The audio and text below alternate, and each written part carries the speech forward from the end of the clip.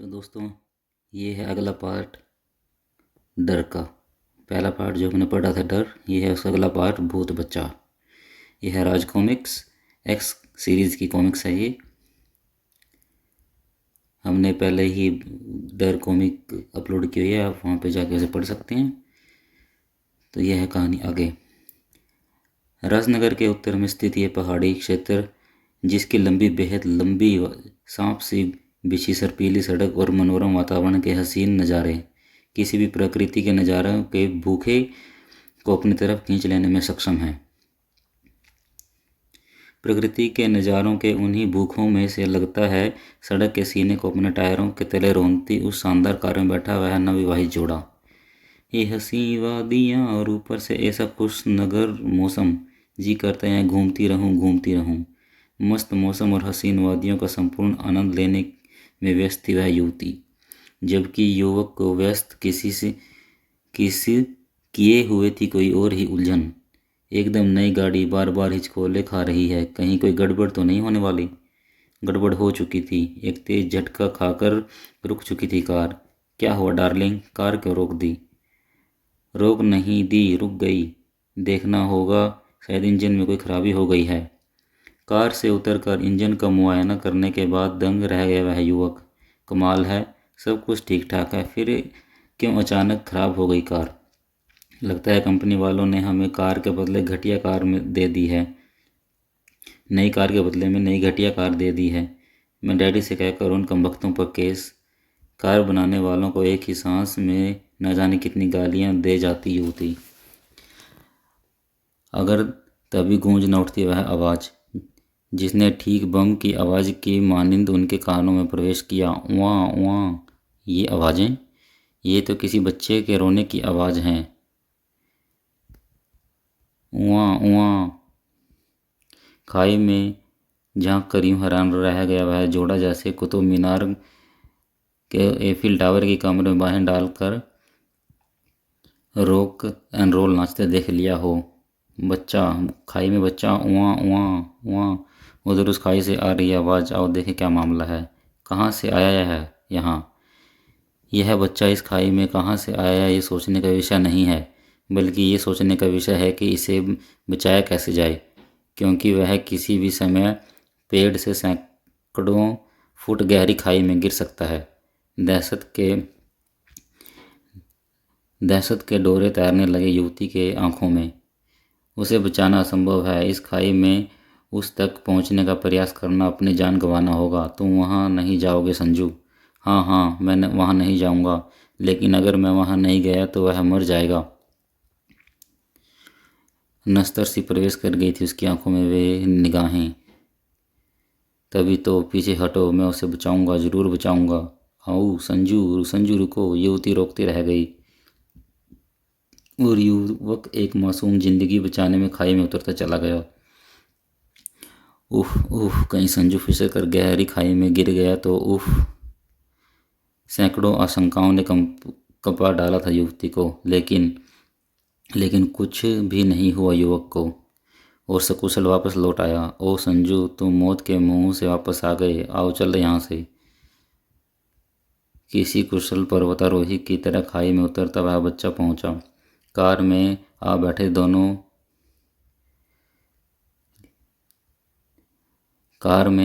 दोनों तो याद आया उन्हें, इस कार से तो वापस नहीं लौट सकते, तो खराब है। अपने द्वारा अंजाम दिए गए कारनामे पर खुद हैरान और परेशान था युवक। साक्षात मौत की खाई में उतरकर मैंने इस बच्चे को बचा लाया। क्या हुआ था मुझे? कहाँ से आ गई थी मुझ में इतनी ताकत? खिर मैं इसे स्टार्ट करने की कोशिश करती हूँ। हाथ युवती के हाथ ने घुमा दी इंजन की चाबी। इसी के साथ ही सींग सा गरज उठा इंजन। कमाल है, घर्र घर्र। कार अपने आप स्टार्ट हो गई।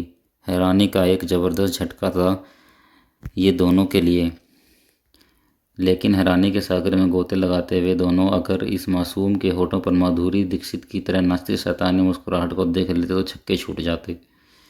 शहर के एक पुलिस स्टेशन में।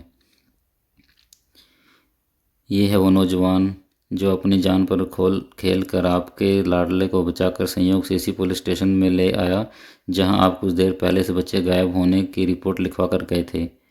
कृतज्ञ भाव से आभार प्रकट किया प्रोफेसर गुप्ता ने उस युवक को। Thank you very much, it's all right. युवक अपनी पत्नी के साथ वापस लौट गया तो इंस्पेक्टर विनोद भारती ने पूछा वह अति महत्वपूर्ण सवाल, यह बच्चा आपके बंगले से 20 किलोमीटर दूर हिल रोड पर कैसे जा पहुंचा और फिर उस गहरी खाई में कैसे गिर गया? इसी रहस्य ने तो हमारे दिमाग की विधज्जियाँ उड़ा रखी हैं इंस्पेक्टर। हम खुद हैरान हैं कि हमारी आंखों के सामने से सनी हिल रोड पर कैसे जा पहुंचा। कोई बहुत गहरा राज छिपा हुआ है इस बात में, और जब तक मैं इस राज का फाश नहीं करूंगा तब तक चैन से नहीं बैठूंगा। कौन कौन ले गया था उसे वहां? सन्नी को ले जाने वाला प्रोफेसर गुप्ता का सहायक नरेश मेहता। जाने कब तक बेहोश रहने के बाद कराह कर खोल दी उसने अपनी आंखें। दिमाग में लोहार के हथौड़े की भांति बजने लगी थी पिछली बातें। फटी फटी आंखों के सामने चलचित्र की भांति घूमने लगे पिछले घटनाओं के चित्र। गोली की रफ्तार से भागती कार के टायर अचानक ब्रेक लगाने से आर्तनाद कर उठे। ची! कार रुकने के साथ उसमें से ऐसे निकला नरेश मेहता जैसे तोप का गोला निकला हो।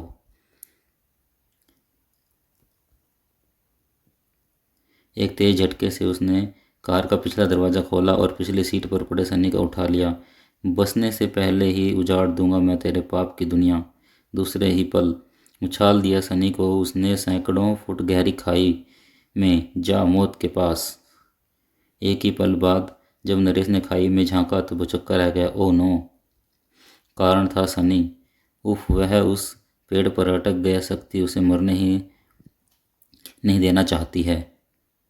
वह सनी मौत जिसे अपने क्रूर जबड़ों में दबा पाने में सफल नहीं हो पाई थी। अचानक खींच लिया नरेश का ध्यान पीछे हुई उस आहट ने। घूमा वह पीछे घर और हक्का बक्का रह गया। जमाने भर की दहशत बिराजी उसके चेहरे पर। Oh no! कार अपने आप न्यूट्रल होकर मेरी तरफ बढ़ रही है।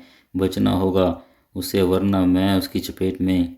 लेकिन तभी बहुत देर हो चुकी थी। या धम! कार की चपेट में आ चुका था वह और चल पड़ा था मौत के सफ़र पर। उफ, उस कार की तरह ही खिल खिल होकर बिखर जाऊंगा मैं भी। आई धड़ाक! नरेश का वह हाल हुआ जो उसने कभी सोचा भी नहीं था, क्योंकि वह जा गिरा था। वहाँ नदी गहरी बहुत थी। छपाक! और इस तरह मौत से बचकर सनी कहाँ गया? हे भगवान! मगरमच्छ! और ये तो मेरी तरफ बढ़ रहा है, इससे बचकर। और इस तरह मैं मौत से बच गया, लेकिन उस पेड़ पर लटका सनी कहाँ गया? भागना! मैं इस मगरमच्छ से बच कर भाग सकता, मेरे पैर की हड्डी टूट चुकी है। बेबस रह गया नरेश। उस मौत को देखते रहने के सिवा कुछ नहीं कर सकता था, जो सुरसा की भांति मुंह फाड़े उसके तरफ बढ़ रही थी। एक पल, सिर्फ एक पल, और फिर मैं निवाला बन जाऊंगा मौत का। लेकिन एक पल बाद जो मौत का निवाला बना वह नरेश हरगिज ना था। च्यों धाएं धाएं! अद्भुत चमत्कार था वह। और उस चमत्कार को करने वाला था इंस्पेक्टर विनोद भारती। इंस्पेक्टर, तुम सैकड़ों फुट गहरी खाई में, तुम मेरे लिए मसीहा बनकर आ पहुँचो। कैसे कैसे पहुँचे तुम यहाँ? इंस्पेक्टर विनोद भारती ने सब बताया और फिर दांत पीसते हुए बोला, लेकिन मैं यहाँ तुम्हारे लिए मसीहा नहीं, मौत का फरिश्ता बनकर आया हूँ। क्योंकि सनी जैसे मासूम को यहाँ खाई में लाकर फेंक देने की दरिंदगी भरे काम करने के जुर्म में 5 साल से कम सज़ा नहीं मिलने वाली। एक दर्द भरी मुस्कुराया नरेश। दरिंदा मैं नहीं इंस्पेक्टर, बल्कि वह है जिसे तुम मासूम कह रहे हो। एक घिनौना शैतान है वह। काम कर रह जाओगे तुम उस मासूम के दरिंदगी भरे कारनामों की दास्तान सुनकर। आवेश में इंस्पेक्टर विनोद भारती को सब कुछ बताता चला गया नरेश, जिसे सुनकर पसीने से नहा उठा इंस्पेक्टर। हालत फाड़कर चिल्ला उठा वह, झूठ झूठ है ये। अपनी जान बचाने के लिए झूठ, एकदम तुम सफेद झूठ बोल रहे हो। ये सच है इंस्पेक्टर, एकदम सच। वह भूत बच्चा है, उस मासूम के रूप में जन्म लिया है ऐसे एक ऐसे शैतानी शक्तियों के स्वामी राजा ने, जो आज से हजारों साल पहले इंसानी खून पीकर और उससे नहाकर अपनी शैतानी शक्तियाँ बढ़ाता था। अपनी शक्तियों के बल पर उसने अपने वश में कर रखी थी ऐसी शैतानी शक्तियाँ जो पहले ही की तरह आज भी उसे हर मुसीबत से बचाती हैं। लेकिन न जाने क्यों वह शक्ति उस महात्मा से उसे बचा नहीं पाई जिसने उसका संहार किया। उसी शैतानी शक्ति की बदौलत वह हजारों साल बाद भी जिंदा रहा और मिसेस गुप्ता की वजह से हजारों साल की कैद से आज़ाद होकर उनके घर में पल रहे बच्चे में प्रवेश कर गया और सनी के रूप में जन्म ले इस दुनिया में आकर अपने पिछले जीवन की लीलाएं फिर से शुरू कर दी। चूंकि मैं आंखों देखी एक घटना और खुदाई में मिली पांडुलिपि के जरिए उसके बारे में जान चुका था, इसीलिए उसे ख़त्म करने के लिए मैं सनी का अपहरण कर उसे यहाँ ले आया।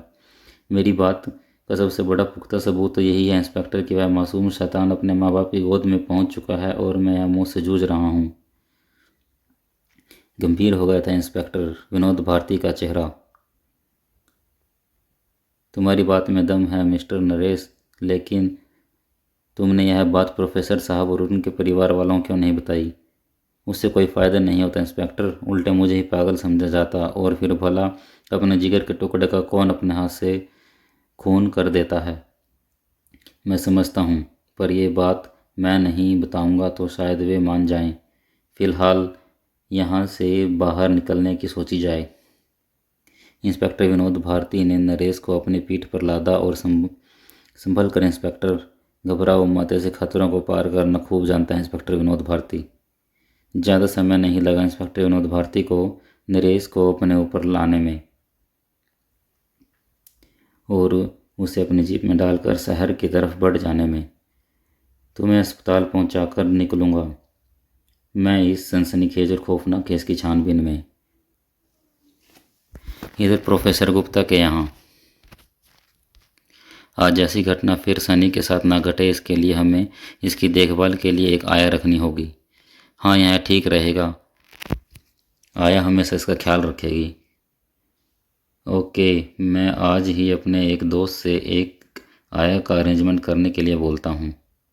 अचानक ही प्रोफेसर को नरेश का ध्यान आया। जब से सनी का अपहरण वाली घटना घटी है नरेश नज़र नहीं आया। मुझे बताए भी नहीं कि कहाँ चला गया वह। नरेश यहाँ था, सिटी हॉस्पिटल की तीसरी मंजिल पर बने एक स्पेशल वार्ड में। डॉक्टर ने कहा है कि तुम्हारे पाँव की कई हड्डियाँ टूट गई हैं, तुम्हें 2-3 महीने पूरा आराम करना होगा। अगर मैं आराम करूँगा इंस्पेक्टर साहब तो सनी वाले काम का क्या होगा? मैं उसे पूरा करूँगा दोस्त, विश्वास रखो। छानबीन के बाद अगर तुम्हारा कहा सच निकला तो उस मासूम शैतान को अपने हाथों से गला घोट डालूंगा मैं। वार्ड से निकलकर इंस्पेक्टर विनोद भारती लिफ्ट में जा सवार हुआ। लिफ्ट का स्विच दबा दिया था उसने ग्राउंड फ्लोर, लेकिन ग्राउंड फ्लोर पर जाने की बजाय लिफ्ट ऊपर की तरफ भागी। उफ, ये कैसे हुआ? रोकना होगा इसे मुझे। बिजली की तेज़ी से इंस्पेक्टर विनोद लिफ्ट के सभी स्विच दबाता चला गया, लेकिन ऊपर पहुंचे बिना नहीं रुकी लिफ्ट। खैर, टॉप फ्लोर पर आने के बाद तो यह नीचे जाएगी ही जाएगी। कमाल की लिफ्ट मन मर्जी से चलती है, कोई स्विच काम ही नहीं कर रहा। एक बार फिर ग्राउंड फ्लोर का स्विच दबा और इस बार ग्राउंड फ्लोर की तरफ बढ़ गई लिफ्ट।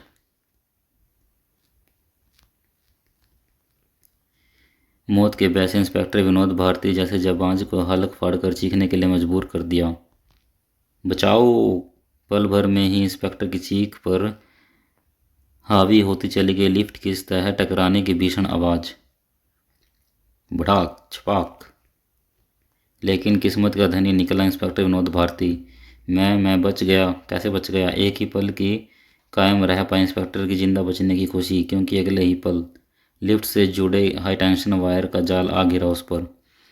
बिजली के तेज करंट ने जल बिन मछली की भांति तड़पा डाला उसे, और उसी की ये तड़पन तब तक जारी रही जब तक बिजली के तेज झटकों ने उसके शरीर की धज्जियां न उड़ा डाली। धड़ाक। भयानक, बेहद भयानक मौत मरा था एक जाबाज। इश, जिसकी सैकड़ों टुकड़ों में बंटी लाश को देखकर स्तब्ध था हर कोई, और खौफ और हैरानी के मिले जुले भाव नजर आ रहे थे सभी के चेहरे पर। लेकिन एक ऐसा भी चेहरा था जिसके अधरों पर भारतनाट्यम कर रही थी वह शैतानी मुस्कान, जिसे शैतान भी देख ले तो उसके भी होश फाख्ता हो जाएं। बुरी तरह हिला कर रख दिया था इंस्पेक्टर विनोद भारती की मौत ने नरेश को। उफ, शैतान ने अपना रहस्य जानने वाले इंस्पेक्टर विनोद भारती को भी अपने कहर का निशाना बना डाला। कहीं ऐसा ना हो उसका उफ अगला शिकार में हो जाऊं। भय की एक सर्द लहर दौड़ गई नरेश की रीढ़ की हड्डी में, लेकिन उस भय को अपने इरादों पर हावी नहीं होने दिया उसने। चाहे अंजाम कुछ भी हो, मैं उस शैतान को ख़त्म करके ही मानूंगा। जिस दिन ये बेड मेरा पीछा छोड़ेगा उसी दिन उसकी ज़िंदगी के पीछे लग जाऊंगा मैं। फ़िलहाल तो मुझे प्रोफेसर साहब और उनकी वाइफ को यहाँ बुलाकर उन्हें सारी स्थिति समझाने की कोशिश करनी चाहिए। नरेश के बुलावे पर प्रोफेसर गुप्ता अपनी पत्नी शालिनी के साथ उनसे मिलने अस्पताल वहाँ पहुँचे थे। ये सब कैसे हुआ नरेश? कुछ खास नहीं सर, बस यूँ एक छोटा सा एक्सीडेंट हो गया था। आप सुनाइए, सन्नी कहाँ है? उसे अपने साथ लेकर नहीं आए आप? सनी के लिए आजकल हमने काया रख ली है, वह संभालती है उसे, उसी के पास रह गया वह। अच्छा हुआ वह साथ नहीं आया, वरना अपना राज हरगिज खुलने नहीं देता वह। अब बिना रोक टोक सारी बातें इन दोनों को बता दूंगा मैं। अपने मन में उठते शब्दों के तूफान को होठों पर लाया नरेश। मैं आपसे सनी के बारे में बात करना चाहता हूँ प्रोफेसर साहब। सनी के बारे में? क्या बात है, कहाँ? हिचकिचा उठा नरेश। घबराओ मत नरेश, हमारे बेटे सनी के बारे में जो कहना चाहते हो उसे बेझिझक कहो। वो बात ये थी प्रोफेसर साहब की सनी, इतना ही निकल पाया था सनी नरेश के मुंह से कि अचानक मच गई वह चीख पुकार। आई भागो! दनदनाती हुई रूम में पहुंची दो नर्सें। आप तुरंत यहाँ से निकल जाइए सर, किस फ्लोर पर बनी रसोई में एकाएक आग लग गई है। ओह, हमें तुरंत ही पेशेंट के नीचे के फ्लोर पर शिफ्ट करना है। अपने पत्नी के साथ बाहर की तरफ भाग खड़े हुए प्रोफेसर और नरेश को स्ट्रेचर पर लाद कर भागी नर्सें। मैं जानता हूँ अस्पताल की रसोई में एकाएक आग क्यों लगी है। वह शैतान नहीं चाहता कि मैं उसका रहस्य प्रोफेसर और उसकी पत्नी को बताऊं, इसलिए मेरी जुबान बंद करने का उसने आग लगा कर यह तरीका अपनाया है। बिल्कुल सही था नरेश का सोचना, और इसी बात का सबूत थी मासूम सनी के अधरों पर खेलती मुस्कान। डर ही डर समाया हुआ था उन आंखों में जो फटी फटी उस मुस्कुराहट का नजारा कर रही थी। नन्हे हाथों के उस बुलावे पर जैसे कच्चे धागे से बंदी खींचती चली गई सनी की तरफ। और तब जब बिल्ली जा पहुंची सनी के पास तो सनी ने दीवार पर रेंगती छिपकली को झपट्टा मारकर दबोच लिया। छप और म्याऊं। कई दिन के भूखे गरीब की तरह छिपकली पर झपटी बिल्ली। म्याऊं। और ठीक वही पल था जब उस सारे दृश्य को देखते आया के हलक से चीख उगल पड़ी। आई! बेतेजी से घूमी सनी की गर्दन। नहीं, अब खड़े रहने की ताब ना ला सकी आया। वह भीत हिरनी सी भागी वह चीखती हुई। बचाओ! उफ उफ, इतने हिंसक, इतने दरिंदगी भरे, इतने क्रूर भाव एक मासूम के चेहरे पर। भय से थर थर कांपती और राजधानी एक्सप्रेस से भागती आया अचानक कैसे ठिठकी जैसे उसके पाँव को फेविकोल से फर्श के साथ चिपका दिया हो। और ये सब हुआ था सामने खड़ी उस बिल्ली की वजह से जो इस समय किसी आदमखोर सिंह सी प्रतीत हो रही थी। ग्रर। चेहरे पर लहरा उठी आतंक की जबरदस्त खेती, और बंजर जमीन की तरह सूख कर रह गया वह हलक जो एक क्षण पहले चीखों पर चीखे उबाल रहा था, जिसके कंठ से निकलकर वातावरण में छाए सन्नाटे को चीखती आवाज़ बिल्ली की आवाज़ हरगिज नहीं थी। ग्रर। जिस्म के सभी मसानों ने पानी ऐसे बरसाया जैसे सावन के महीने में बरसात बरसती है। दूसरे ही पल गुर्र, खूंखार सिंह सी गरजती हुई बिल्ली उछली, जोंक की भांति आया के टेंटुओं से चिपक गई। अपनी पूरी शक्ति से आया ने जो बिल्ली को खींचकर अपने से अलग किया तो टेंटुआ के साथ ही खींच खींच गया खचाक। अनियंत्रित अनियंत्रित म्यूनिसिपैलिटी के नल से गर्दन की नसों से बह निकला खून, जिस पर जीभ लप लपाकर टूट पड़ी थी बिल्ली। दरिंदगी की हर सीमा को तोड़ डाला था उस बिल्ली ने। सड़प लेकिन उसे ऐसा करने से रोकता कौन, क्योंकि या तो वह मौजूद थी मृत रूप में आया, या फिर मौजूद था वह मासूम जिसकी आंखों में मौजूद थे अपार तृप्ति के भाव और अथरों पर नाच रही थी शैतानियत भरी मुस्कान। अस्पताल से वापस घर लौटे प्रोफेसर गुप्ता और उनके पत्नी को ही पहले देखने को मिला वह खौफनाक नज़ारा। बेहोश होने को मचल उठी अपनी पत्नी को संभाला प्रोफेसर ने। नहीं, वहाँ होश में आओ शालिनी, और सनी को संभालो, मैं पुलिस को इसकी सूचना देता हूँ। प्रोफेसर गुप्ता पुलिस को फ़ोन करने के लिए अंदर की तरफ और उनकी पत्नी रोते हुए अपने लाल की तरफ झपटी। मेरा लाल। कुछ ही देर बाद, ये कत्ल का केस लगता है क्या इंस्पेक्टर? नो, लाश की स्थिति साफ बता रही है उसे किसी बेहिंसक और खूंखार जानवर ने बुरी तरह झंझोड़ा है। आपके घर में कोई खतरनाक जानवर तो नहीं? नो इंस्पेक्टर, हमारे घर में तो जानवर के नाम पर सिर्फ एक कुत्ता है और एक बिल्ली है, और कोई चांस की बात है। हमारे कुत्ते को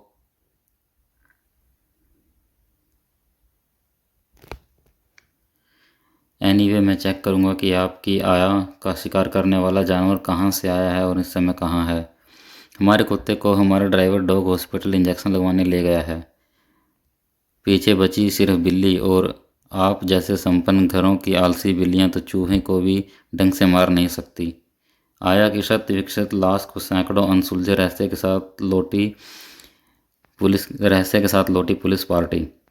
शांति से गुजरे अगले कुछ महीने, और उसके बाद लंबे समय तक अस्पताल में रहने के बाद ठीक मौके पर तुम्हारी वापसी हुई नरेश।